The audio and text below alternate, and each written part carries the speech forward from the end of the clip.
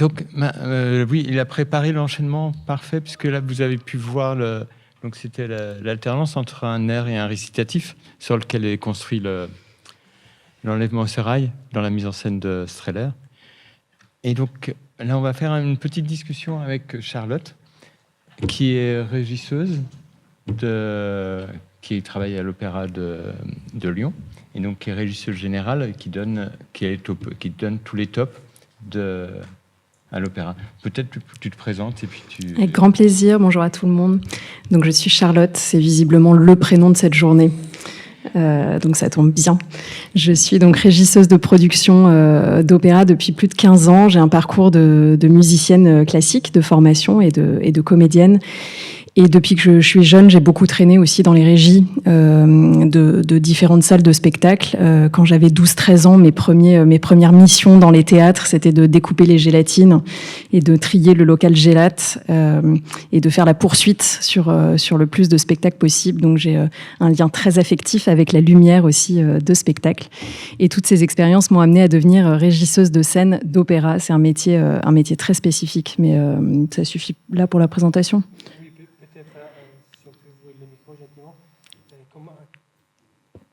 Tu es très engagé pour la démocratisation de l'opéra que tu considères comme un art vivant et joyeux, et tu souhaites les rendre les plus accessibles et appréciés au grand public. Oui. Tu as donné vie au podcast Opéra Mon Amour, qui est vraiment très, très, très intéressant, et tu organises aussi des événements comme un festival lyrique en Bourgogne. Tout à fait. Mon truc, c'est vraiment de dire que artistes et techniciens, c'est vraiment quelque chose qui doit être en symbiose, et toutes les interventions qu'on a eues aujourd'hui l'ont montré, évidemment. Voilà. Et donc, j'œuvre beaucoup pour la démocratisation de l'opéra d'une manière générale, mais aussi sur la visibilisation de tous nos métiers de l'ombre qui sont pour moi toujours à la passerelle, à la frontière entre artistes et techniciens. Et mon métier sur un plateau d'opéra, c'est vraiment ça, de faire le lien entre les artistes et la technique et de faire en sorte que tout le monde soit bien synchronisé. Et donc, je vous recommande vivement le blog de Charlotte, donc Opéra Mon Amour, où elle elle fait des documentaires sur tous les petits métiers de l'ombre, et vraiment tous, et c'est très très intéressant, et c'est très fourni, c'est pas juste superficiel, c'est vraiment intéressant. Il y a plusieurs saisons, faut commencer tout de suite. Merci Christophe. Sur Instagram, YouTube, Facebook, tout ce que vous voulez. Non, et sinon, moi je suis Christophe Forêt, éclairagiste. Ouais. Tu as créé des lumières pour de nombreuses productions des théâtres, danse et opéra. Voilà, oui. Tu as travaillé avec... Voilà, mais on va en parler avec les exemples. Donc, très bien. Alors, on part avec la première question, la découverte.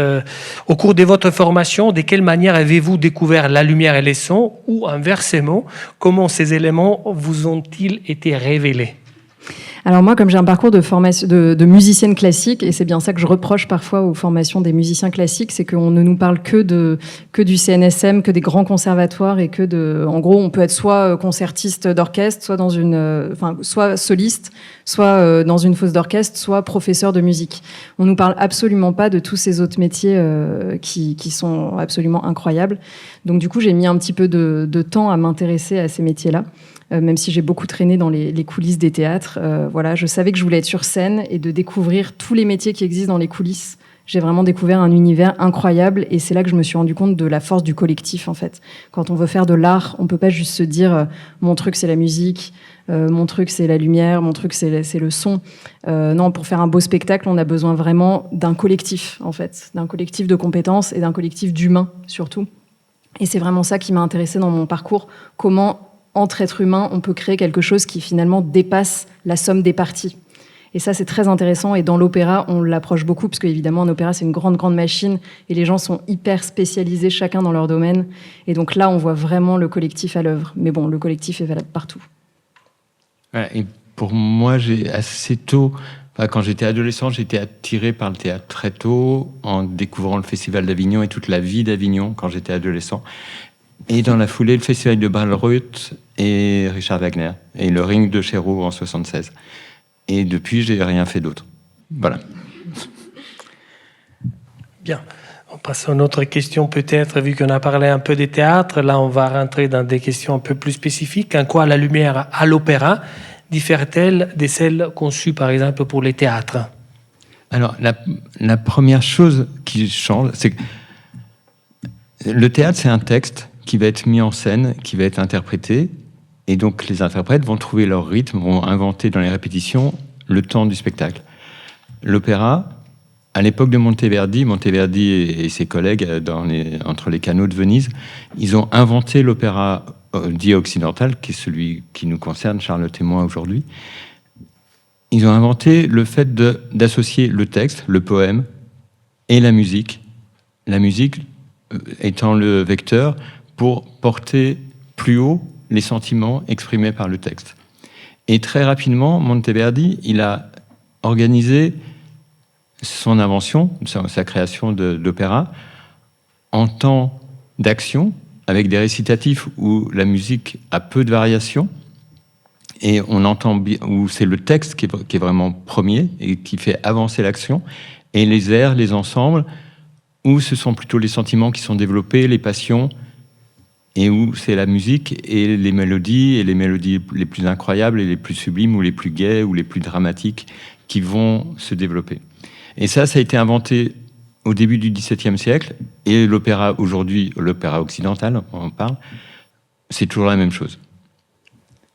Oui, tout à fait. L'opéra, l'outil principal, c'est la partition musicale. C'est vraiment à la base. On veut monter un opéra, on commence par prendre une partition de musique. Voilà. Et donc,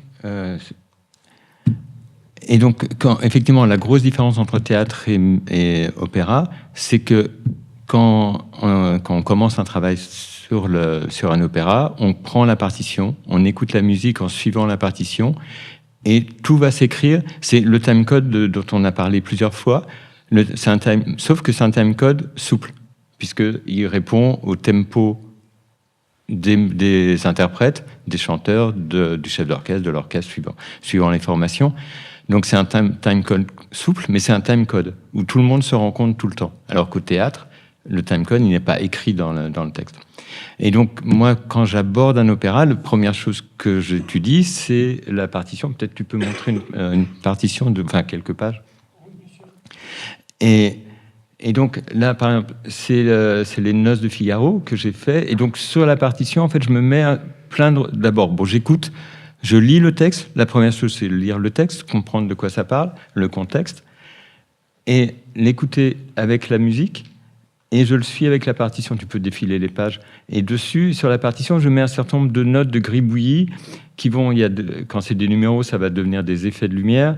Il y a des notes de mise en scène. Par exemple, il y a le voile. C'est un moment de la scène où il lève un voile, donc c'est un moment particulier. Donc moi, je le note sur le texte. Je peux noter des intentions psychologiques. Je note aussi le temps. C'est-à-dire que sur l'enregistrement qui me sert de travail, ou pendant la répétition, je prends le temps. Comme ça, moi, j'ai, comme disait Philippe tout à l'heure, les musiciens, ils parlent en mesure. Moi, en fait, je lis à peu près un peu la musique, mais pas très bien. Je parle plutôt en secondes. Et donc, du coup, je me mets un temps et je sais qu'entre tel moment et tel moment, j'ai 33 secondes. Donc, je peux faire un effet de 33 secondes. Je ne peux pas faire un effet d'1 minute, parce qu'il n'y a pas 1 minute. Et donc, la partition, elle me sert à ça. Et ça va être le vecteur principal pour construire la lumière ensuite. Tu peux continuer de défiler.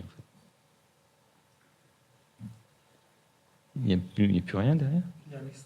Ouais. Et là, donc, on va écouter un petit extrait, on ne l'écoutera peut-être pas en entier, justement, les Noces de Figaro, la scène dont vous venez de voir la partition.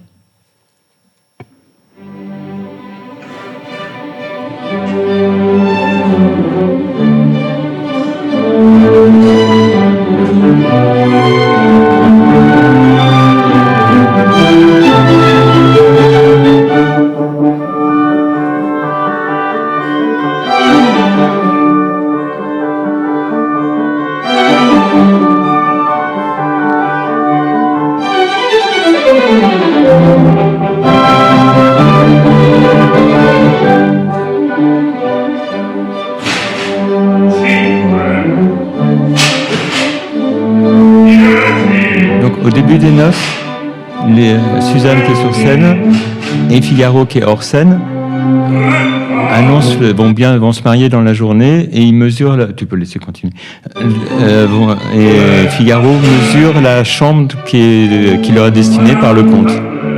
Ce qui convient tout à fait à Figaro, qui n'a pas tout à fait compris tous les enjeux de l'affaire. Mais Suzanne l'essaie.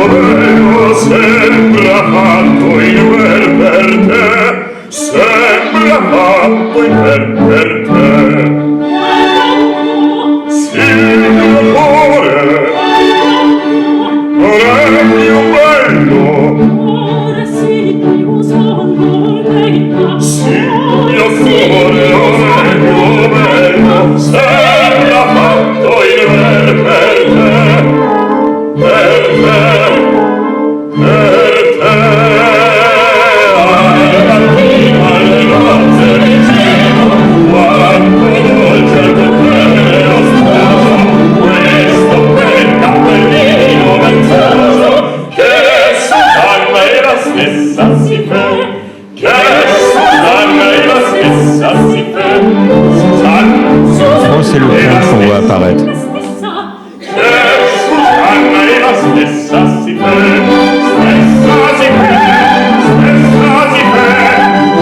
conte qui a des vues sur Suzanne.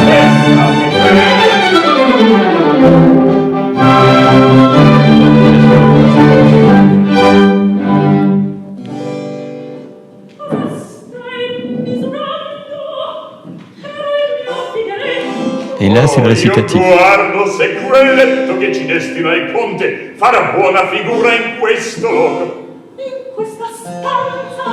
Voilà, là on peut arrêter. Voilà. Donc il y a assez peu d'effets lumière, parce qu'il n'y a pas de raison qu'il y ait beaucoup d'effets lumière. Juste l'apparition du conte mais en fait, on voit pas la lumière qui monte. C'est juste discret. Justement, ça se passe dans les temps avant. Et le conte qui rappelle la pression qu'il a en fait sur Suzanne, parce qu'en fait, il veut sauter Suzanne. Point final. Et donc voilà. Et peut-être, Charlotte, est-ce que pourrais-tu, s'il te plaît, décrire un petit peu ta profession, comment se déroule ton métier, à quoi ça consiste, oui, nous faire entrer un peu. Alors mon métier, il n'existe que à l'opéra parce que, évidemment, la spécificité de la partition musicale et le fait qu'à l'opéra, il y a des grosses équipes techniques et artistiques. Donc pour synchroniser tous ces gens-là, il faut une régisseuse qui sache lire la partition musicale. Et c'est en ça que c'est un métier hyper spécifique. Moi, je n'ai pas moi-même à aller m'occuper des projecteurs ou à aller m'occuper de la machinerie, donc j'ai pas besoin d'avoir les compétences techniques ultra poussées. Par contre, j'ai ce rôle de lien entre partition musicale et technique. Voilà. Alors mon rôle, il consiste in fine à toper le spectacle, à envoyer les tops au bon moment par rapport à la partition musicale, mais il consiste aussi à faire un peu la maîtresse de cérémonie de tout ce qui va se passer pendant les répétitions, d'accueillir les artistes notamment, de leur faire leur planning du lendemain, de faire un petit peu le Tetris de si on répète l'acte 2 demain et que Carmen est que dans l'acte 1, peut-être que je l'envoie à son essayage costume pendant ce temps-là, et puis si on travaille l'effet feu, il va falloir que les accessoiristes arrivent une demi-heure avant. Voilà, c'est moi qui fais tout ça. Et pendant la répétition, donc j'ai mon outil de travail qui est la partition musicale, et depuis le premier jour des répétitions, je suis à côté de la metteuse en scène, le metteur en scène, qui vont créer leur spectacle. Et je vais noter tout ce qui se passe sur la mise en scène, par rapport à la mise en scène, et je vais essayer de le traduire en langage technique. Donc contrairement à la partition de Christophe, moi j'ai une page blanche à droite, parce que j'ai beaucoup plus de choses à noter que toi. J'ai pas que la lumière, j'ai aussi la machinerie, le son, les entrées des artistes, où sont positionnés les artistes du chœur, par exemple. Je peux écrire leur prénom, vraiment à quel endroit du plateau ils sont positionnés. Et surtout, ce que vous pouvez remarquer, c'est que c'est beaucoup plus clair, la partition de Charlotte. Oui, alors, comme je vais devoir toper ma partition, petit à petit, mes gribouillis, moi, je vais les transformer en top technique très, très clair. Et comme je suis dans une régie pas très bien éclairée, il me faut vraiment un post-it. J'ai un code couleur pour la lumière, pour le son, pour la machinerie, et des gros post-it sur le côté pour savoir à quoi ça correspond. Dans ma partition, vous voyez, je note aussi les appels. Là, par exemple, sur la droite, j'ai noté 1 minute avant l'effet pyrotechnique, 1 minute avant le rideau. Alors, pourquoi justement, c'est intéressant ça comme question. On me dit souvent, mais puisque ton métier, c'est là justement parce que c'est de la musique live et que du coup, c'est pas du timecode, pourquoi tu minutes ta partition? Et toi aussi, tu minutes ta partition, tu as déjà donné un élément de réponse de à quoi ça te sert. Moi, minuter ma partition, ça me permet d'avoir un timing relatif. Ce sera pas un timing absolu, c'est un timing relatif qui me permet de savoir que, par exemple, entre la sortie de Carmen à la scène 8 et sa rentrée sur scène à la scène 10, elle a à peu près 6 minutes pour se changer de costume. 6 minutes, est-ce que c'est suffisant pour aller dans les loges ou est-ce qu'il faut plutôt prévoir une loge rapide sur le plateau? Voilà, ça me permet d'estimer ce genre de choses. Ça me permet également de noter mes appels, justement. Pour la cintrière, par exemple, je la préviens 1 minute avant chaque manœuvre pour qu'elle ait le temps de préparer sa page d'effet. Donc là, j'ai noté qu'on est à peu près 1 minute avant le rideau, donc c'est un effet de cintre. Elle va avoir le temps de se préparer et donc je top mes collègues de cette manière. Donc je leur fais les appels et après j'arrive sur mon post-it à gauche où là je top, je sais pas, lumière 218, quelque chose comme ça, voilà. Et tout mon travail de topage va être de moduler ma voix en fonction de la musique et du tempo que je peux maîtriser parce que je suis musicienne, pour qu'au moment où je dise le mot top, l'opérateur, le régisseur lumière à sa console, ou la cintrière, ou le machiniste derrière son décor, puisse partir pile sur le mot top. Voilà. Donc, en gros, à chaque fois que j'ai un effet, mon texte à moi, c'est de dire attention pour l'effet lumière 218, effet lumière top. Et vraiment, au moment où je dis top, si ça doit être sur le fa dièse, ça peut pas être sur la note suivante. Peut-être, vu que c'est très intéressant. Est-ce que tu peux nous raconter un petit peu pourquoi il y a des parties soulignées en jaune, des parties en orange, en bleu, des photos que tu as bien... Alors là, il se trouve que c'était une reprise, c'était Les Contes d'Hoffmann, c'est une production qui avait joué à Sydney et à Londres déjà. Et dans le cadre d'une reprise, il y a un tout petit peu moins de répétitions. Donc, ce que je fais, c'est que je me fais quand même des petites captures d'écran et je les mets dans ma partition. Ça me permet de me repérer assez vite. Dans le cadre d'une création, c'est plutôt des petits schémas à la main de qu'est-ce qui se passe dans quelle scène. Parce que la spécificité de mon travail, c'est ça le plus difficile, c'est plutôt pendant le processus des répétitions.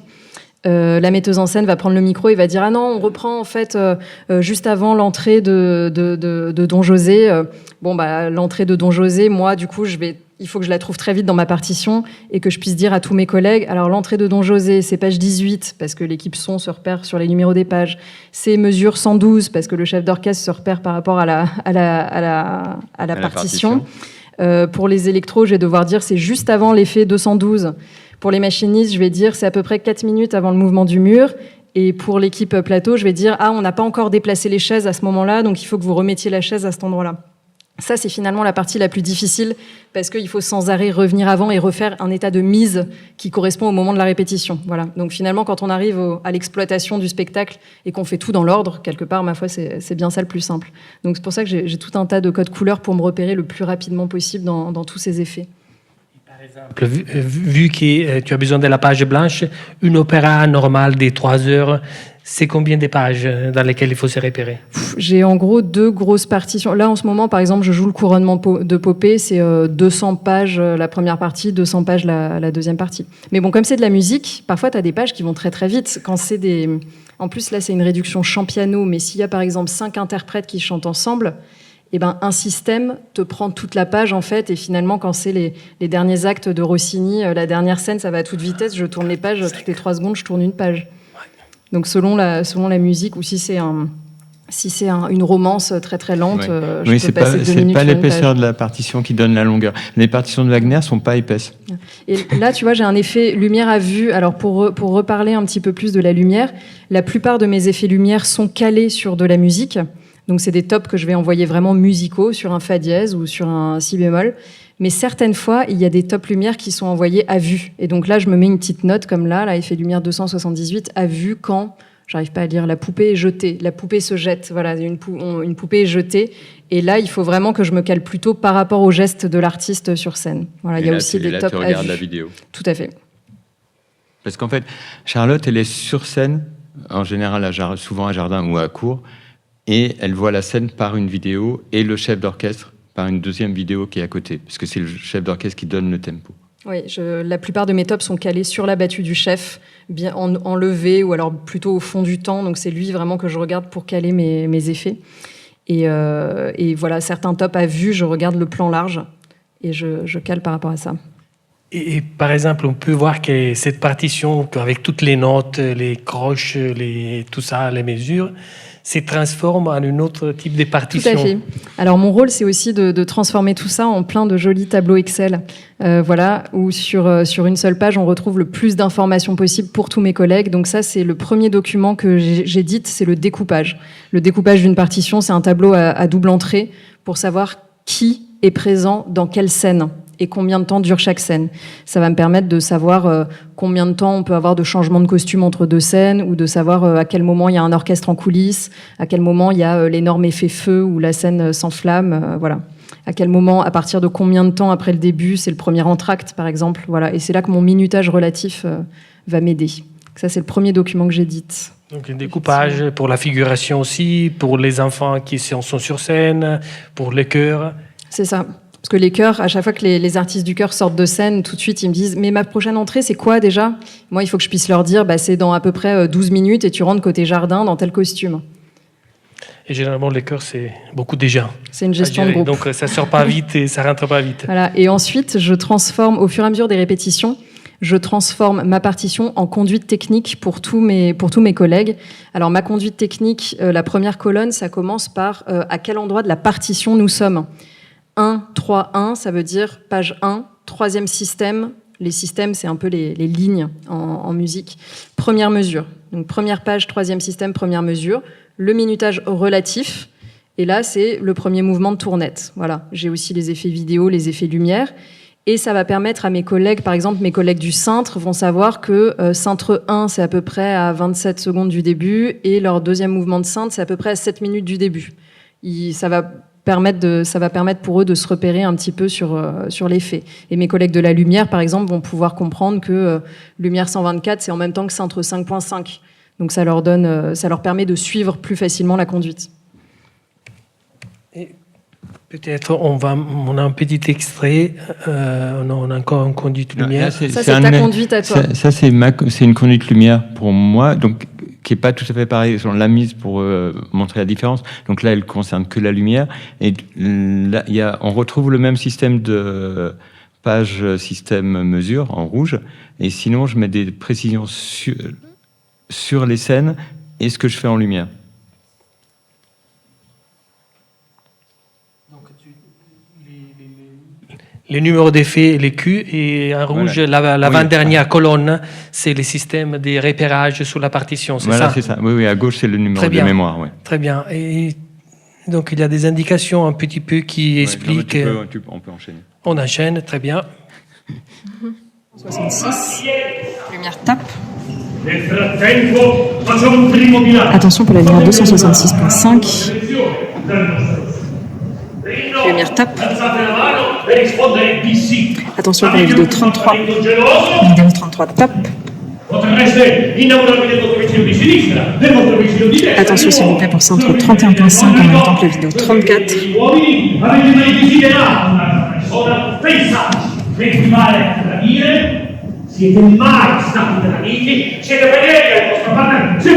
Centre 31.5 et vidéo 34. Tape.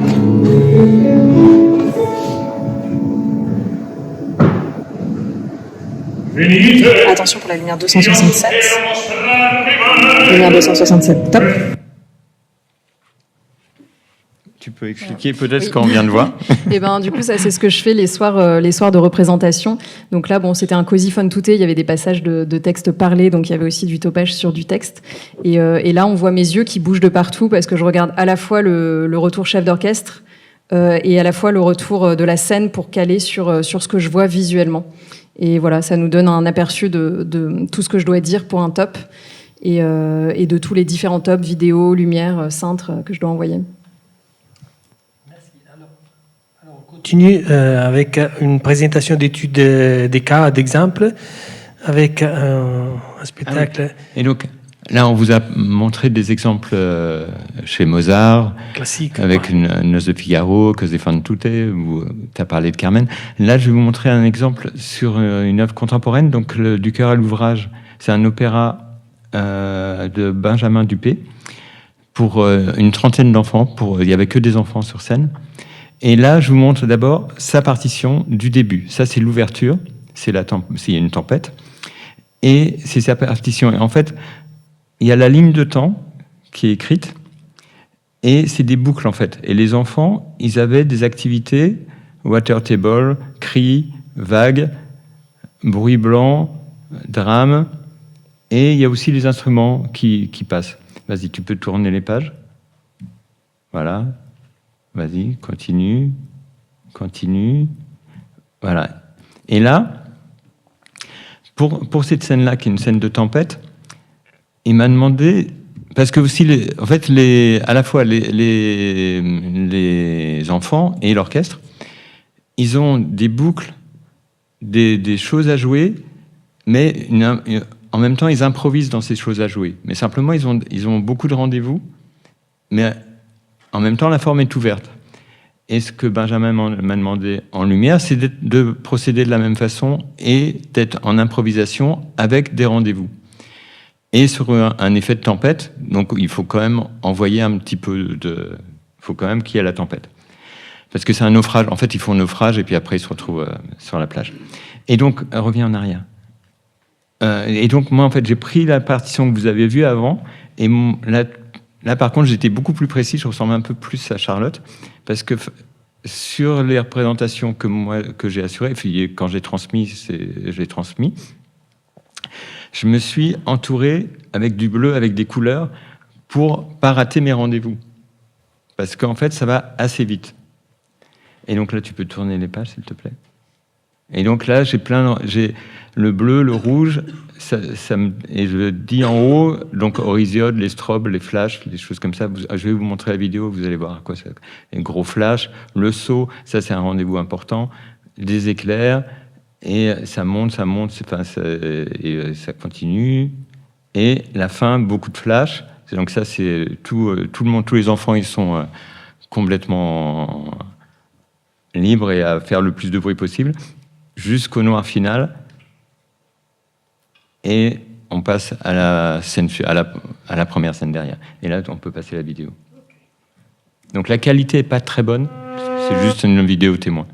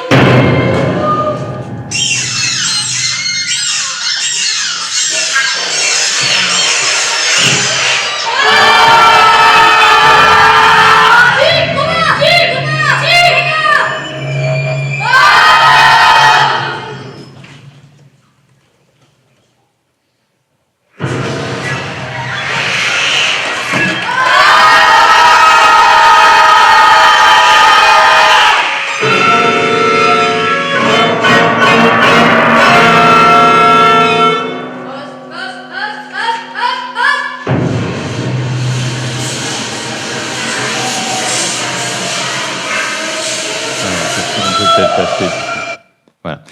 Donc un exemple où la lumière et la musique sont complètement imbriquées et s'écrivent de la même façon, en fait. Et par exemple, dans cet exemple, c'est qui a envoyé les tops? C'était un régisseur ou Non, régisseuse? il n'y avait pas de régisseur. C'était un opéra, mais c'était comme au théâtre, en fait. Enfin, il faut que je parle dans le micro. C'était comme au théâtre, donc les quelques fois où j'ai fait la présentation, de toute façon, un opéra, ça ne se joue pas beaucoup par rapport au théâtre. J'étais au jeu d'orgue et c'est moi qui avais la conduite et j'étais en autonomie complète. Enfin, là-dessus, j'étais en autonomie totale et après, j'étais topé La conduite, on l'a pas gardée, mais après j'avais des tops, c'était plus simple. Enfin, j'avais pas la partition parce que je me repérais, je la savais par cœur de toute façon. Okay. On a aussi cette autre voilà. partie. Et là, par exemple, c'est une partition. C'était plus loin, la page suivante. Et là, le compositeur, il a écrit un flash dans la musique, c'est-à-dire que le noir flash. Parce que c'est un éblouissement. Ils aveuglent un enfant. Enfin, ils crèvent les yeux d'un enfant. Enfin, c'était un truc rigolo, quoi, en fait. Et donc, pour pas le voir, en fait, il y avait un noir et un flash sur le public. Et quand ça se rouvrait, il était recouvert de cendres derrière. Mais ça se finissait bien. Il retrouvait la vue et tout allait bien. On peut voir un petit extrait ? Non. Non, on n'a pas le temps. On est en course ? Non. C'est fou comme envoyer les noirs quand même, je te rejoins Charlotte, c'est vraiment un kiff quand même, finalement. Envoyer les effets lumière noir cut, c'est vraiment voilà. Et là, c'était un grand truc de régisseur. Ce top-là était très précis. Les régisseurs en fait, qui ont repris le spectacle, peu ont réussi en fait. J'ai eu des retours du compositeur qui n'était pas du tout content des régisseurs, qui rataient tout le temps ce top que j'avais moi. Alors, petite question sur la transition de l'incandescence à la LED. Justement, un noir si important, si bruyant, avec un silence derrière, donc cette réverbération, ça marche également avec l'incandescence et son temps de latence, et avec la LED qui est plus mécanique. Comment gérer les deux choses ? Non, la LED n'est pas plus mécanique, elle est plus cut. C'est effectivement différent, donc c'est une bonne question. Un noir cut avec des lumières à incandescence à une tempo de descente, à une respiration d'une demi-seconde ou de quelques secondes si c'est des grosses sources, des basses tensions ou des 5 kilos. C'est plus long, c'est franchement long. Mais même des projecteurs halogènes de 1000 watts s'éteignent pas instantanément. Avec les LED, on gagne l'instantané. C'est-à-dire que le noir, il est cut, il est sanglant. Donc, ce qui est un atout, parce que si on veut un noir qui respire, on le met 0,3 secondes et on l'a. Et si on veut qu'il soit tranchant, on peut avoir un noir tranchant. Et c'est plus efficace. Petite dernière question peut-être sur l'évolution de la notation grâce notamment aux outils numériques. Est-ce que vous pensez qu'il y a, ou la réalité augmentée, serait-elle la mesure de créer des nouveaux liens entre les sons et la lumière, ou pas ? Mes jeunes collègues, ils travaillent beaucoup avec des tablettes. Déjà, ils ont les partitions sur tablette. Je pense que je vais faire partie des dernières à fonctionner toujours avec une partition, des post-it, des trucs de couleurs dans tous les sens et des taches de chocolat sur la partition. Mais je trouve que ça a quand même un certain charme et que, bon, je sais pas, je pense que moi, ces outils me font peut-être un petit peu peur. J'ai l'impression qu'on gagne du temps, on gagne de la quantité d'informations, mais quelque part, est-ce qu'on perd pas un tout petit peu le lien humain qui fait que, bon, moi, s'il y a une information qui me manque sur ma partition, je sais à qui la demander sur le plateau. Et c'est ça qui fait pour moi le sel de mon métier, c'est que toute seule, je sais rien faire, mais mon métier consiste à bien communiquer avec tous les autres et à mettre en valeur en fait mes collègues les uns les autres. Voilà, quand moi j'y connais rien à la fumée, mais les effets fumés, je suis bien obligée de demander à mes collègues accessoiristes ce qu'ils en pensent. Et voilà, je me demande si les outils numériques parfois vont pas un petit peu trop loin et nous empêchent pas de communiquer les uns avec les autres. Ça me fait un petit peu peur. L'évolution vers l'IA me fait un petit peu peur pour mon métier notamment parce que maintenant on a des projecteurs avec le tracking, etc., qui peuvent se toper tout seuls quand tel chanteur entre dans telle zone. Et voilà, bon, qu'est-ce qui va advenir du topage avec ces évolutions-là ? Je sais pas. Est-ce qu'on va tous devenir des babysitters de robots plutôt qu'agir nous-mêmes, je sais pas, c'est des questions, de toute façon c'est une question de société d'une manière générale, on va pas résoudre ça tout de suite, mais je pense que c'est des questions, en tout cas, que notre milieu du spectacle vivant doit vraiment se poser. Oui, mais pour répondre, les projecteurs qui suivent les gens et tout ça, ça se programme avec des humains. C'est-à-dire que c'est des outils qui sont plus sophistiqués, qui permettent plus de choses, mais c'est toujours le contrôle et l'artiste qui a la main, ou le mauvais artiste, ou oui. Qui va faire... C'est pas la machine qui fait du mauvais travail, c'est parce qu'elle est mal utilisée. Oui, mais tu te mets à programmer quelque chose. Et l'autre chose, pour répondre plus directement à ta question, l'exposé de Philippe tout à l'heure était complètement dans ton sujet, puisque lui, il n'a parlé que de synchronisation impossible, enfin, qui rendait possible de choses impossibles à synchroniser. Enfin, le travail de François, d'Éric et de Philippe était complètement dans ce que tu racontes, avec des outils incroyables, et c'est dans leur intelligence d'inventer des outils en fait, qu'on va plus loin dans ces choses-là. Et on n'est pas écrasé par une machine. Si on se laisse écraser, on est écrasé, mais faut réagir. Tout à fait, mais c'est des questions intéressantes. Effectivement, il ne faut pas empêcher l'évolution. Mais à la fois, tu vois, je me dis, un effet lumière où tu as un chanteur dans une zone, il touche une lampe et il faut que la lampe s'allume au moment où il la touche. Effet classique à l'opéra. Bon, bah, il la touche, il sait que pendant qu'il fait ça, il y a une régisseuse qui est en train de le regarder, un pupitreur lumière qui est là, et qu'on va faire ça à trois humains, et qu'on va tous être là dans l'instant. Pour moi, c'est très différent qu'il sait qu'au moment où il va toucher le truc, ça va s'allumer d'office parce qu'un humain soit, mais a programmé une machine, et c'est la machine qui va opérer. Pour moi, ça enlève un tout petit peu de sens à l'instant du spectacle vivant. Qui fait que on est vraiment pour moi, c'est vraiment ça le sens du spectacle vivant. On est vraiment en train de créer quelque chose ensemble qui peut être du coup imparfait et qui ne se reproduira jamais et qui n'a lieu que là, dans ce temps et dans cet espace-là, avec ces gens-là. Donc voilà, moi je pense qu'il faut faire très attention aux évolutions qu'on prend. Évidemment, il ne faut pas empêcher le progrès, mais je pense qu'il faut qu'on réfléchisse au sens que ça a vraiment. Oui, la dimension humaine, mais je pense qu'aussi avec l'exemple de Philippe, on a bien vu qu'une machine n'est pas capable d'écouter et d'entendre la musique. Donc la compétence, elle reste fondamentale au point que même sur la machine hyper sophistiquée, ils ont eu besoin d'appeler quelqu'un qui sait petit lire. à petit, la machine, elle va pouvoir écouter la musique, mais quelque chose, quand je présente mon métier, là, je raconte un peu les choses factuelles, mais finalement, si on réfléchit plus globalement, mon métier sur un plateau d'opéra, c'est de créer l'osmose et de créer l'atmosphère entre tous ces êtres humains. Et finalement, c'est pas tant des compétences techniques que je déploie sur un plateau d'opéra, mais plutôt des compétences d'intelligence humaine, de faire en sorte que chacun trouve sa juste place.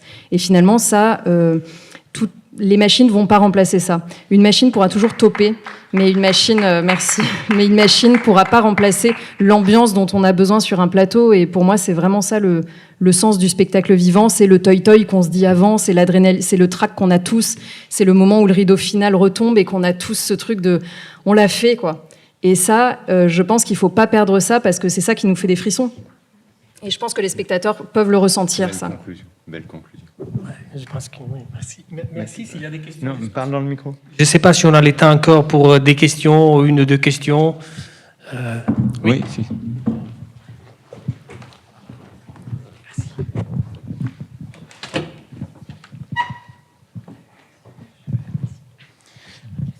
Juste pour avoir un point de vue tout à fait complémentaire sur la question d'un apport à une technologie qui remplacerait l'humain.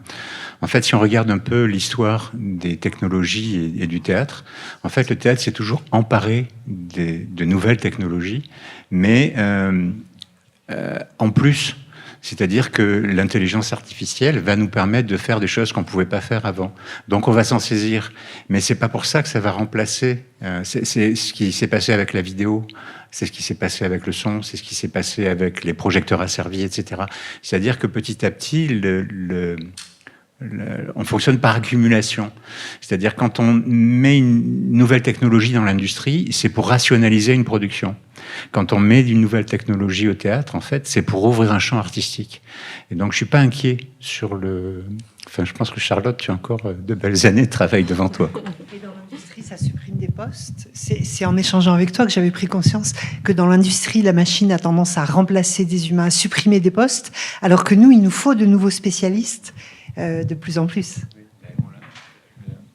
Enfin, ce discours-là de l'intelligence artificielle, moi je me souviens quand je suis pas très jeune, mais quand le jeu d'orgue, on est passé du jeu d'orgue à mémoire, enfin du jeu d'orgue manuel au jeu d'orgue à mémoire.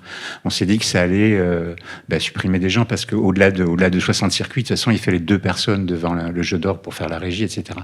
On s'aperçoit qu'on peut gérer de plus en plus de circuits, donc on va le faire, donc on a de plus en plus de machines, donc ça veut dire qu'il faut de plus en plus de temps, il faut de plus en plus de moyens pour gérer, etc., etc. Donc ça augmente la charge de production plutôt que l'inverse, quoi.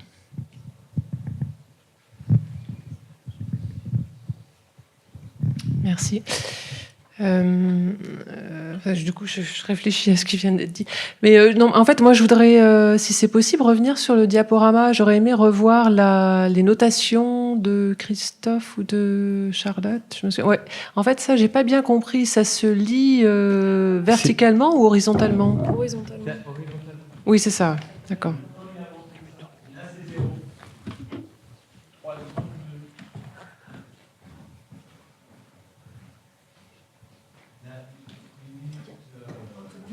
Il y a un pointeur laser sur la page. C'est les durées intermédiaires, en fait. Et par exemple, cette page, Christophe, ça correspond à donc la page 4, qui correspond à quel moment? Parce que moi, j'arrive pas à lire. Ça, tu t'en sers pendant le spectacle, pendant l'opéra? En fait, ça, c'est ma conduite de lumière pour l'impro de la première scène. C'est-à-dire que en dessous, en noir, en fait, c'est la partition du compositeur. Moi, je me suis rajouté mes repères en haut écrits. Tout ce qui est en couleur, c'est de moi. Pour des repères, pour savoir ce que je dois faire à tel moment. Ah, d'accord. Ouais, okay. Voilà. Donc, en fait, c'est une partition. En fait, ça devient un peu une partition de lumière. Ouais, d'accord. Parce que là, j'étais en manuel 100%, à part un balayage d'un moving light qui balayait comme un phare, puisqu'on était sur une histoire de mer. Merci. Est-ce qu'il y a d'autres questions?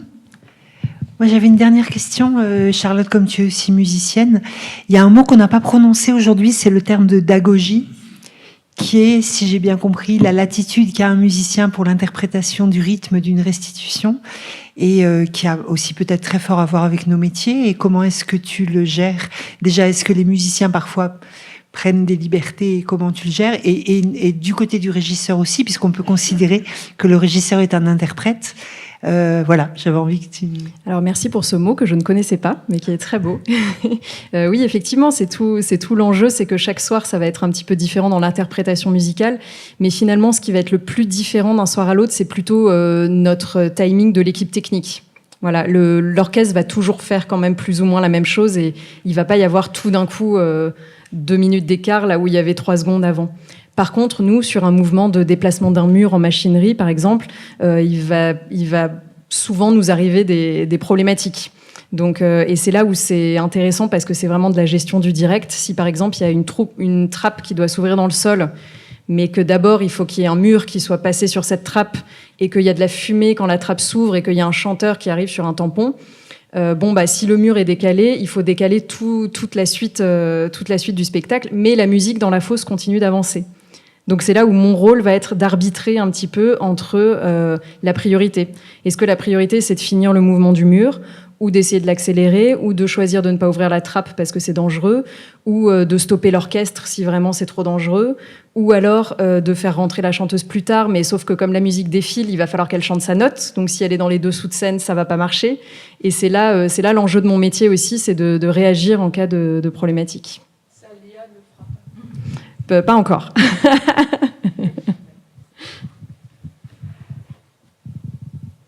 Moi, je voulais juste interroger. Moi, j'ai eu l'occasion de faire un spectacle de danse contemporaine avec Jean-Christophe Paré, tout seul sur le plateau de l'Opéra Garnier à Paris, et dans une mise en scène de Francine Lancelot. Et j'ai eu beaucoup de mal à transmettre à la régisseuse de scène les tops que je souhaitais, parce qu'il n'y avait pas de texte, il y avait pas, voilà, c'était juste la danse de Jean-Christophe, et donc à un moment, je dis n'importe quoi, il levait le bras, et donc je voulais que tel effet arrive à ce moment-là. Donc on a eu beaucoup de mal à se mettre. Ça date il y a quelques années, peut-être qu'aujourd'hui on aurait d'autres moyens de se mettre d'accord, mais voilà, c'est compliqué, peut-être plus en danse contemporaine où il n'y a pas d'autres supports de communication. Oui, parce que c'est pas forcément sur une partition. Oui. À l'opéra, surtout dans les grandes maisons d'opéra, c'est la Bible, la partition. Et donc, dès qu'on fait des œuvres, effectivement, qui sortent des partitions, genre ce genre de truc, là, on jouait dans des théâtres, donc il n'y avait pas de problème, parce qu'on se gérait. Mais à l'opéra, c'est la musique contemporaine, ils ont du mal.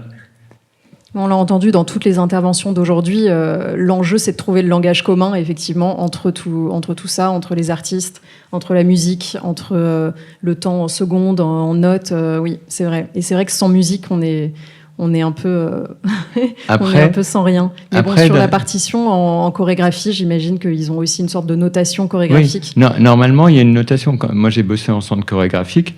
Le régisseur, donc, qui a ton rôle, c'est en général un ancien danseur. Il a des repères. Il peut avoir des repères sur la partition, s'il y a partition, mais il a des repères sur la danse et il sait prendre des repères sur la danse. Donc, là, tu n'as pas eu de chance. Parce que c'est des régisseurs de danse qui prennent des... Ça existe. Enfin, c'est... Je viens. Moi, je réagis. J'ai eu des problèmes similaires sur le dépassation de conduite son. Et une manière de le résoudre, c'est effectivement de considérer le régisseur comme un interprète. Et un danseur ou un musicien, il lui faut du temps de répétition. C'est-à-dire qu'il ne peut pas reprendre un spectacle comme ça. Et souvent, on demande au régisseur, voilà la conduite, à toi de jouer. On fait une répète ou un filage pour valider, et puis hop, il faut que le régisseur prenne directement la conduite.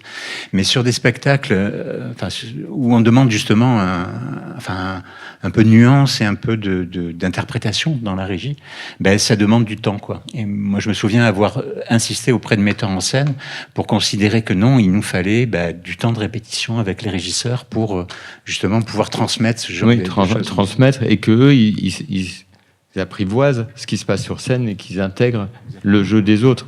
Oui, c'est très très vrai. Ouais, quand je tope un spectacle, moi j'ai vraiment l'impression d'être une musicienne dans l'orchestre, parce que déjà je regarde le chef d'orchestre en permanence et il faut vraiment que j'écrive moi-même ma partition pour dire top sur le fa dièse. Avec tout ce que j'ai à dire avant, il faut que je m'entraîne à moduler ma voix. Parfois il y a 2 tops qui sont un peu proches et je me rends compte que j'ai pas le temps de dire attention pour tel effet, donc je vais le caler avant, et effectivement ça nécessite quelques répétitions. Ouais. C'est vrai aussi en lumière également, et c'est vrai que dans un monde sans mélancolie, quand le régisseur de tournée peut être assistant ou présent, en tout cas au moment de la création, c'est là que c'est le mieux. Sauf que nos productions en Europe ne considèrent pas économiquement le poste d'assistant, donc c'est toujours la question.